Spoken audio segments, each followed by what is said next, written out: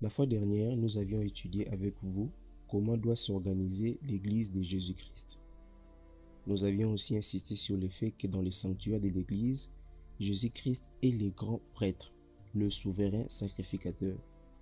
C'est par lui qu'est dirigée l'Église et c'est de lui que tout le corps de Christ dépend, car il est la tête du corps de l'Église. Nous avions aussi prouvé par les Écritures que tous les chrétiens nés de nouveau, sans distinction, sont des sacrificateurs ou des prêtres, qu'ils soient apôtres, pasteurs, diacres ou des simples chrétiens. Ils sont tous sacrificateurs, car ce privilège d'être prêtre relève de leur nouvelle identité en Christ. Ce n'est pas un homme qui décide si tel ou tel chrétien doit être sacrificateur ou apôtre. C'est Dieu qui décide si qui doit être qui dans son Église, à en croire Galates 1:1. Alors, aujourd'hui, nous allons voir avec vous comment doit se dérouler le culte dans la Nouvelle Alliance.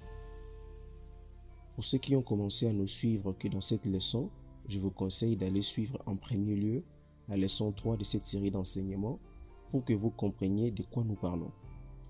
Bien. Avant d'entrer en profondeur de notre étude, définissons d'abord ce que c'est le culte.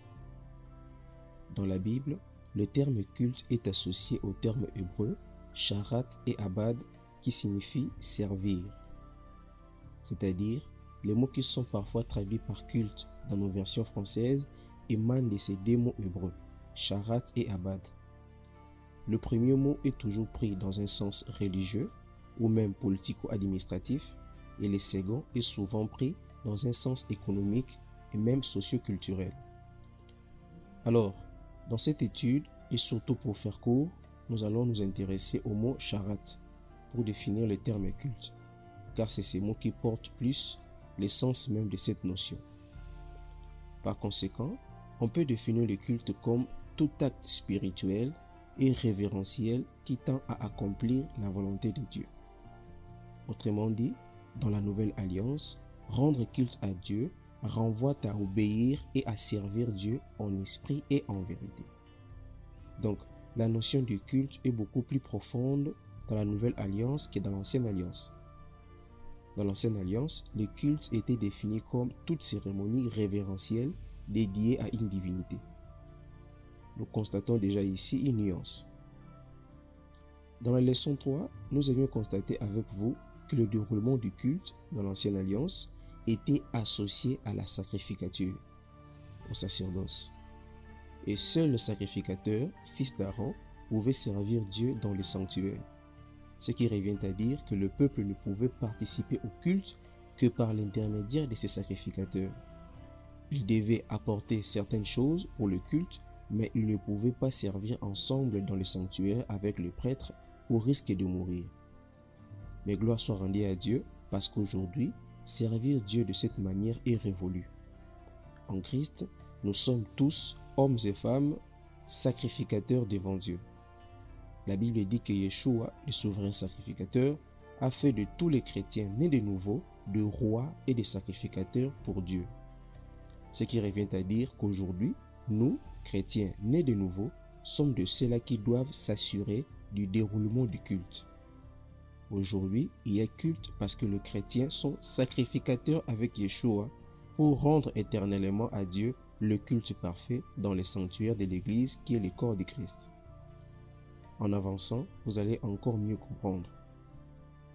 Dans la leçon 3, nous avions vu que le prêtre devait s'assurer du déroulement du culte. Et c'est chaque jour, chaque après une semaine, pendant toute une année, chaque après 3 ans et même chaque après 7 années. La célébration du culte faisait partie de la culture juive. Pour chaque jour, comme déjà étudié, le prêtre devait se purifier les mains et les pieds avec de l'eau, offrir 2 fois par jour les sacrifices perpétuels, entretenir le feu sur l'autel de rein, entretenir l'huile du chandelier et offrir de parfums. Mais que représente tout ceci aujourd'hui dans la Nouvelle Alliance? Étant donné que l'Ancienne Alliance était l'ombre des choses à venir et non l'exacte représentation des choses, Dieu nous demande d'avoir un esprit de discernement et de révélation pour comprendre ce qu'il veut nous enseigner dans toutes ces préfigurations. Alors, analysons ceci un par un. On commence par les premiers. Nous avions vu dans Exode 30, 17 à 21 que le prêtre devait se laver les mains et les pieds avant de commencer à faire quoi que ce soit pour Dieu dans le sanctuaire. C'est ce qu'on appelle ablution. Alors, devons-nous aussi, dans la nouvelle alliance, nous laver le pied et les mains avant de servir Dieu? Physiquement, non. Mais spirituellement parlant, oui. Par se laver les mains et les pieds, il faut entendre se purifier quotidiennement par la méditation de la parole de Dieu. L'eau de la parole purifie nos âmes de toute souillure de la chair. On peut voir ce que je vous dis dans Éphésiens 5, 25 à 26, lorsqu'il est dit « Marie, aimez votre femme comme Christ a aimé l'Église. Il s'est donné lui-même pour elle, afin de la conduire à la sainteté, après l'avoir purifiée et lavée par l'eau de la parole, pour faire paraître devant lui cette Église glorieuse, sans tache, ni ride, ni rien de semblable, mais sainte et irréprochable. » Parole du Seigneur. Un peu plus loin dans Jacques 4, 8, lorsque la Bible dit « Approchez-vous de Dieu, et il s'approchera de vous. Nettoyez vos mains, pécheurs, purifiez vos cœurs, hommes irrésolus. » Parole du Seigneur. Les textes sont clairs. Le main dans la Bible est le symbole de nos actions. Le pied est le symbole de notre marche, ce qui revient en soi à une même chose. Voilà pourquoi le lavage devait se faire pour ces deux groupes de membres. En effet, Dieu nous demande d'apprendre à nous purifier de toutes nos mauvaises actions par la méditation de sa parole, afin que notre marche avec lui soit saine et sans duplicité. Gloire à Dieu. Chaque jour, à part le lavage de mains et de pieds, il était aussi demandé aux prêtres d'offrir sur l'autel de rein des sacrifices perpétuels d'agneaux, un le soir et un le matin. Nous l'avions déjà vu dans la leçon 3. Mais qu'est-ce que cela représente pour nous? Et pourquoi seulement des agneaux? Pour commencer à répondre, lisons en amont le livre de Jean 21,15 lorsqu'il est dit « Après que les eurent mangé, Jésus dit à Simon-Pierre, « Simon, fils de Jonas, m'aimes-tu de plus que ne m'aime ceci ?» Il lui répondit, « Oui Seigneur, tu sais que je t'aime. » Jésus lui dit, « Paie mes agneaux. » Parole du Seigneur. Dans ce texte, le Seigneur qualifie d'agneau tout celui qui vient de naître de nouveau. Ce qui revient à dire que les apôtres avaient reçu de Jésus le mandat de paître ces agneaux avec la finalité que ceux-ci deviennent des brebis. Mais la partie qui nous intéresse ici, c'est de comprendre que le Seigneur appelle agneau tout celui qui vient de naître de nouveau. Mais quel rapport y a-t-il entre le sacrifice perpétuel et celui qui vient de naître de nouveau?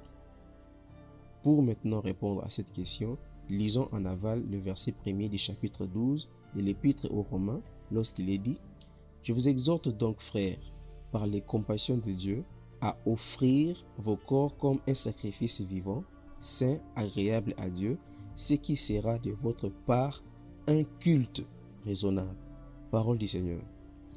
Comme vous pouvez déjà le constater, la Bible nous enseigne ici que le sacrifice du corps est associé au culte. Ce qui est évident, puisque dans l'ancienne alliance, le déroulement du culte était toujours associé au sacrifice. Alors, comme nous venions de le faire remarquer, la Bible nous dit qu'il devait, selon l'ordre du Seigneur, offrir chaque jour des agneaux, un le soir et un le matin. Que cela veut dire? Dans la Bible, le jour commence le soir, c'est-à-dire à 18 h. C'est à 7 h qu'on devait offrir le premier agneau.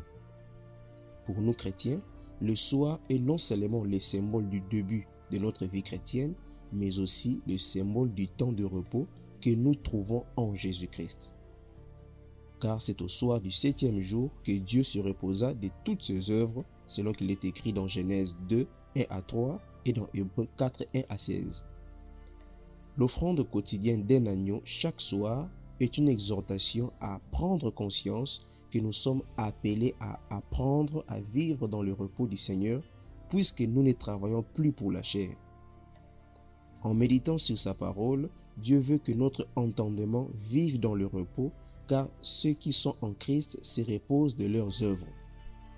Nous nous reposons des œuvres de la chair pour travailler cette fois-ci pour la justice. Cette deuxième activité, c'est-à-dire celle liée à travailler pour la justice, est associée au deuxième offrande de l'autre agneau qui était offert chaque matin, car le matin est le symbole du renouveau et de l'activité. C'est dans cette deuxième offrande d'agneau que Dieu nous demande à livrer nos membres comme instruments de justice. On peut le voir dans Romains 6,13 lorsqu'il est dit « Ne livrez pas vos membres au péché, comme instruments d'iniquité. » Voilà le repos par rapport aux œuvres mortes. Mais donnez-vous vous-même à Dieu comme étant vivants de mort que vous étiez. Et offrez à Dieu vos membres, voilà l'activité quotidienne, comme des instruments de justice. Parole du Seigneur. Et un peu plus loin, dans Colossiens 3,2, lorsqu'il est dit « Faites donc mourir les membres qui sont sur la terre, l'impudicité, l'impureté, les passions, les mauvais désirs et la cupidité, qui est une idolâtrie. » Parole du Seigneur.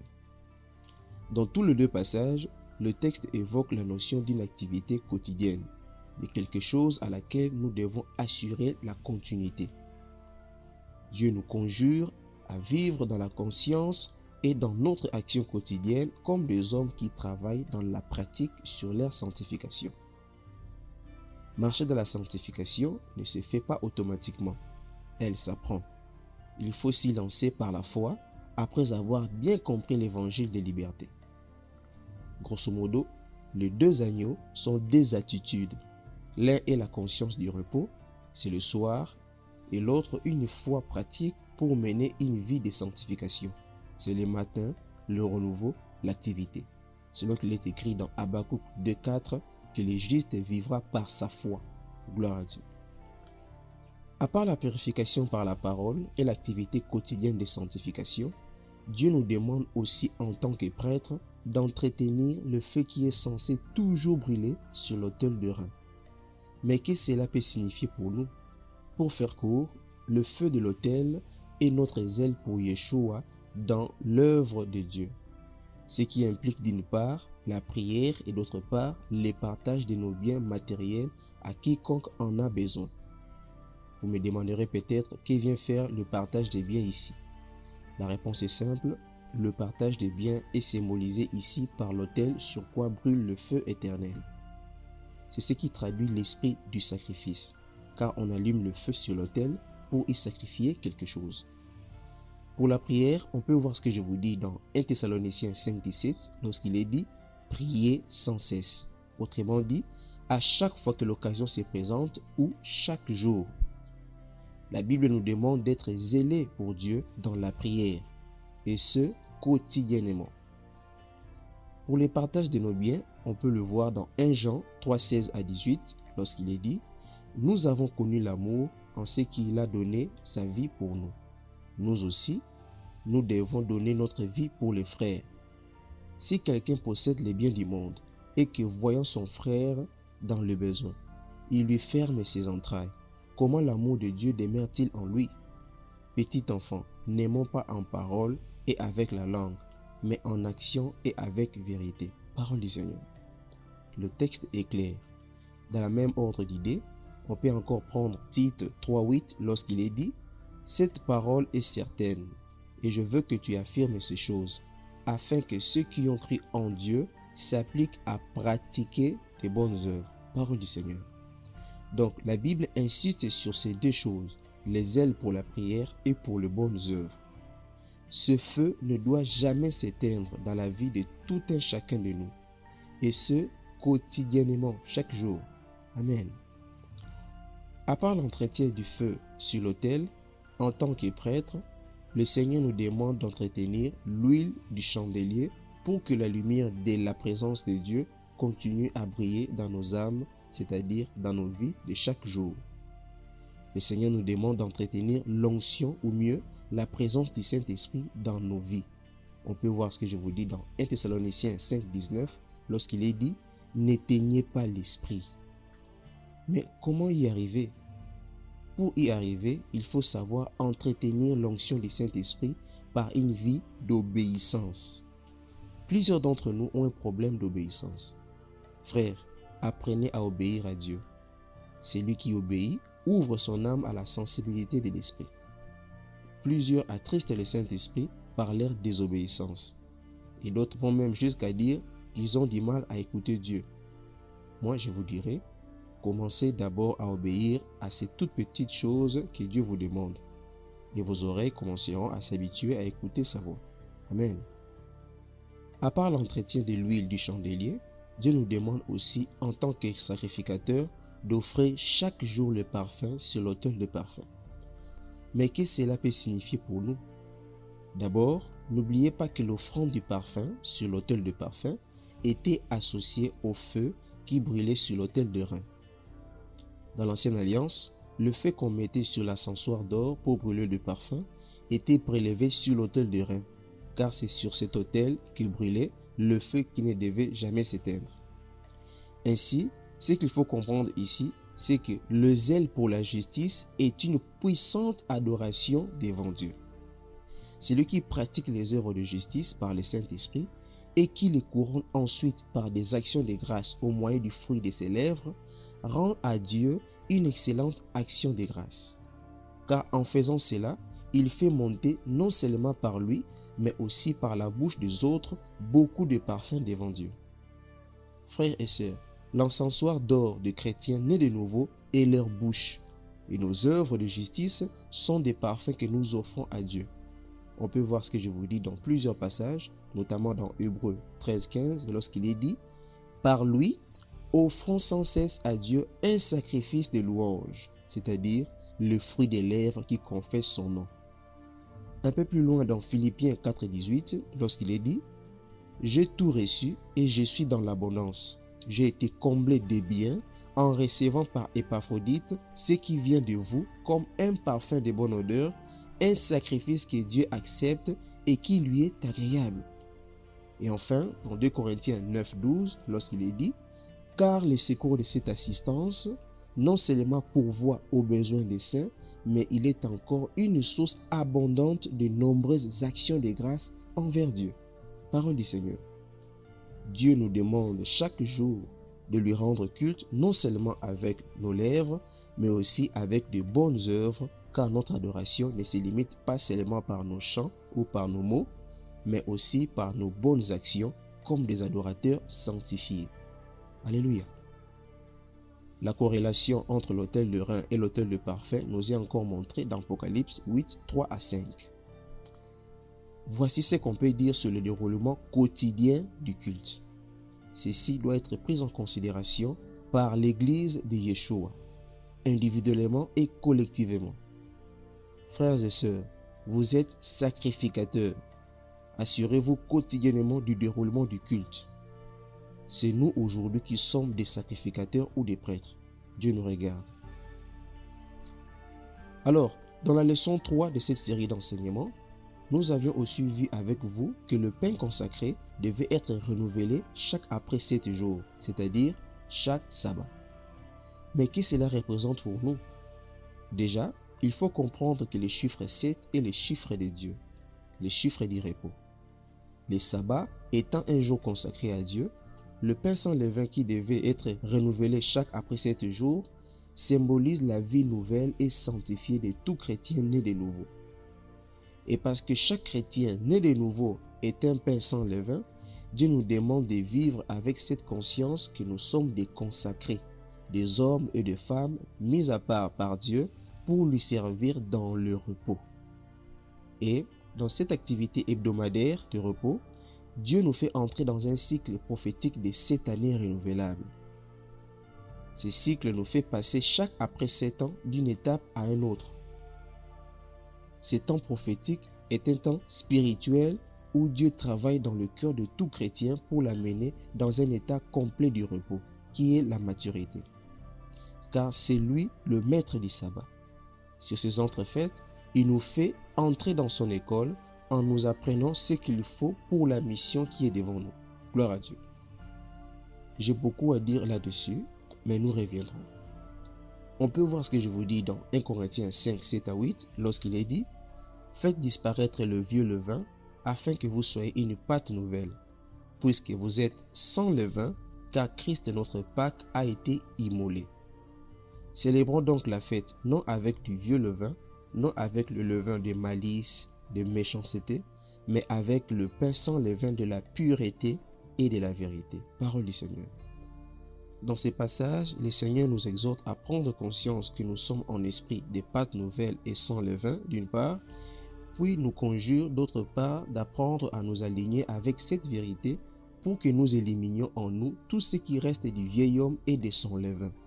Donc, étant des pains consacrés, soyons renouvelés dans la pensée de notre intelligence pour servir Dieu en toute justice, vérité et vertu. Gloire à Dieu. Pour ce qui est du culte qui devait se dérouler au courant d'une année et même après 3 ans, nous n'aurons pas le temps de tout exploiter dans cette leçon. Nous l'exploiterons dans des séries spéciales pour chacun. Mais s'il faut dire un mot pour ce déroulement du culte, on dirait ceci. Pour le fait de l'Éternel, aujourd'hui, elles ont une double signification, spirituelle et eschatologique.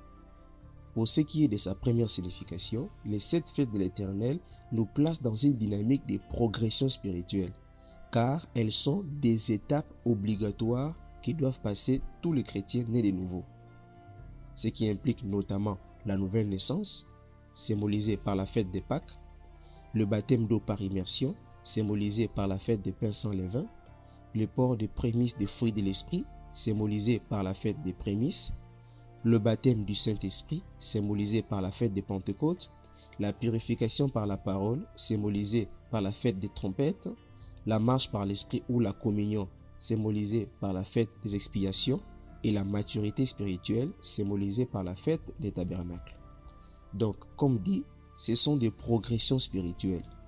Tous, nous passons par ces chemins, de manière consciente ou inconsciente. Voilà pourquoi celui qui marche dans la révélation de la parole de Dieu est un homme épanoui. Mes frères, ne négligez pas votre formation. Que celui qui a des oreilles pour entendre, attende.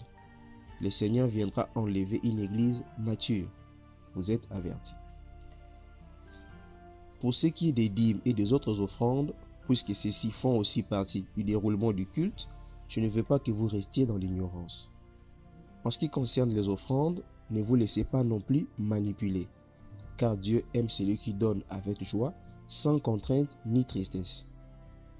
En lisant la Bible, les choses sont simples, mais pour répondre à ces préoccupations et balayer certaines hérésies, commençons par traiter la question de l'offrande. Quand ils disent, ces prédicateurs, qu'on ne vient pas à la maison de Dieu le main vide, il faut leur poser la question si c'est quoi la maison de Dieu. Selon eux, la maison de Dieu sont ces bâtiments qu'ils ont construits.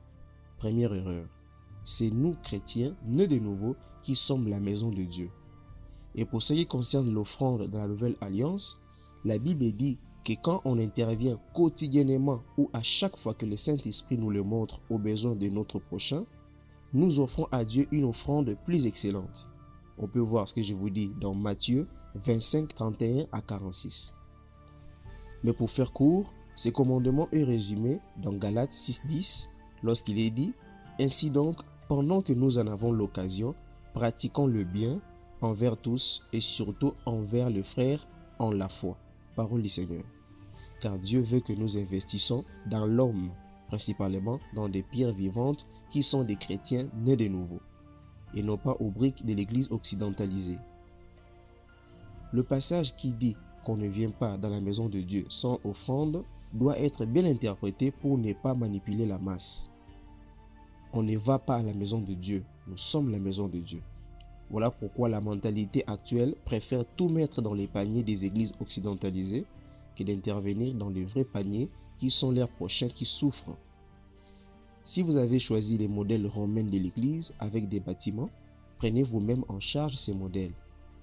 Si Dieu vous a demandé de faire ça, lui-même s'assurera de la survie de cette structure.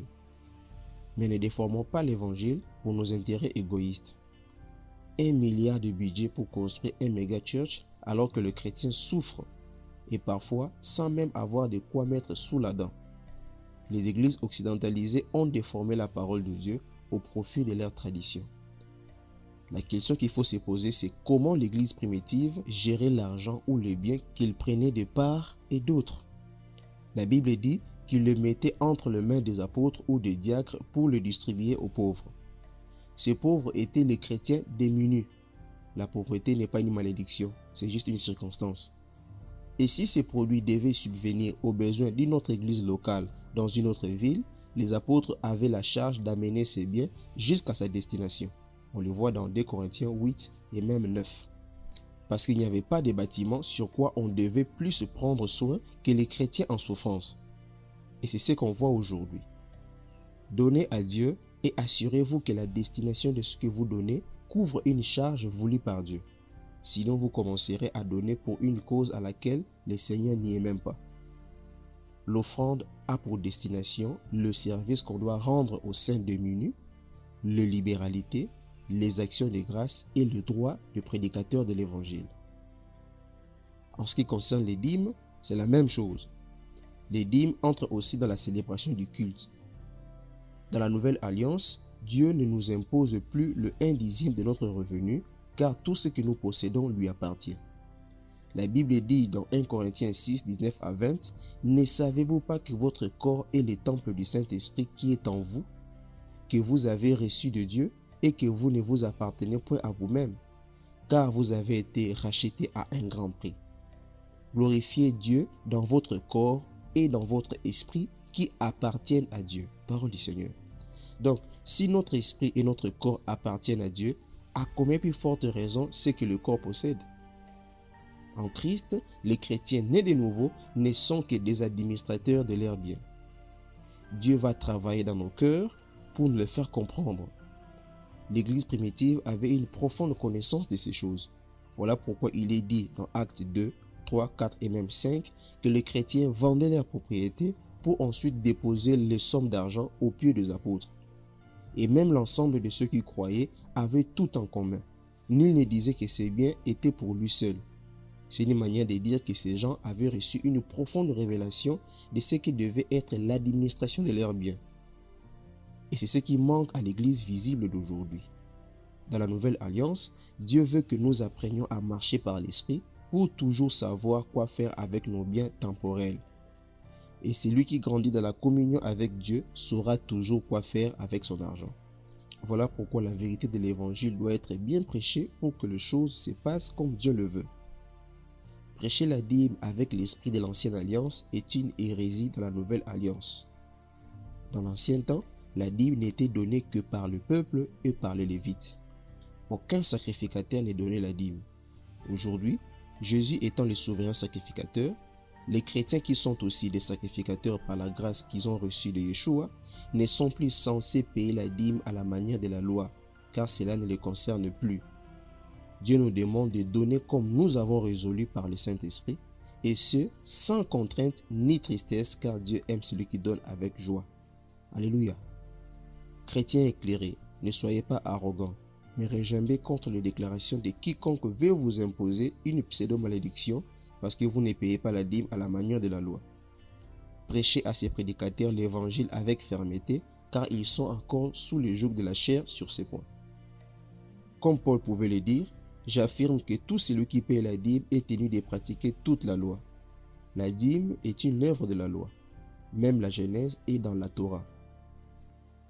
Et pour moi, si je prêche encore la circoncision ou la dîme, pourquoi suis-je encore persécuté? Le scandale de la croix a donc disparu. Tout comme la circoncision créait un scandale aux oreilles des juifs religieux, ainsi la prédication de la liberté au vu de la dîme est un scandale pour plusieurs. Mais gloire soit rendue à Dieu par Jésus-Christ, parce que les saints ont été affranchis de la malédiction de la loi. Gloire au Seigneur.